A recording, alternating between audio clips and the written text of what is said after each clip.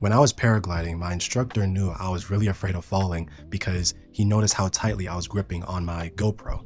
Then he tapped me and said, my friend, it's okay. We're in the air. There's nothing to worry about. So I'm looking around and I'm like, yo, he's right. I gotta stop doing this because my hand is hurting, and if I keep this up, I'm gonna lose a GoPro. So I loosened my grip and I was like, yo, I'm really enjoying life. And that's what we do whenever we go to these anime conventions. We act like we're busy, so we pull out our phone and start opening up apps like the calculator or weather app. And I used to do stuff like that too. Back when I was a freshman in college, because I would go to parties earlier than my friends, I would end up not knowing anybody. So I would pull out my phone, acting like I was busy, and start using either the calculator app or the weather app. And then when my boy finally comes, he catches me and he's like, yo, what are you doing? Close out those stupid apps and let's just start talking to people. Now, at first, I didn't think nothing of it, but then looking back at it, I'm like, I'm so glad he ended up checking me on that, because that could have been a bad habit in just all aspects of my life, not just parties, but in relationships, business, you name it. I'm starting to see it a lot more online as well. People that have such huge followings are always saying in their videos, I would love to talk to you guys, but I'm just too shy.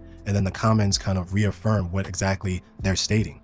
Like, to me, that doesn't make any sense, because if you have the ability to influence and create such a following, then why is it any different when being in person? It would be so frustrating when people would say, just be confident. Like, you can't tell somebody to be confident in a space they never practiced being confident in. Like, that's not just how it works. And the best way I like to think about it is when Kamina told Simone to believe in the person that believes in him. Because if you don't have a frame of reference for your own confidence, then you could borrow it from somewhere else until you build your own. And I've been the type of person that's been struggling and succeeding with this, so you could use me as a frame of reference. Because the fear and anxiety, that all happens beforehand. When you're in that moment, when you're experiencing life, all that stuff goes away because it's not happening. It's not in your head anymore. It's like when I was paragliding. I loosened my grip because there's nothing to be afraid anymore. I'm living the moments. I'm in the air. There's nothing to be afraid of. Like, all you need is just an outcome. It doesn't have to be a long conversation or a perfect one, but just one conversation will do. So everything I'm telling you in these videos are not just talk.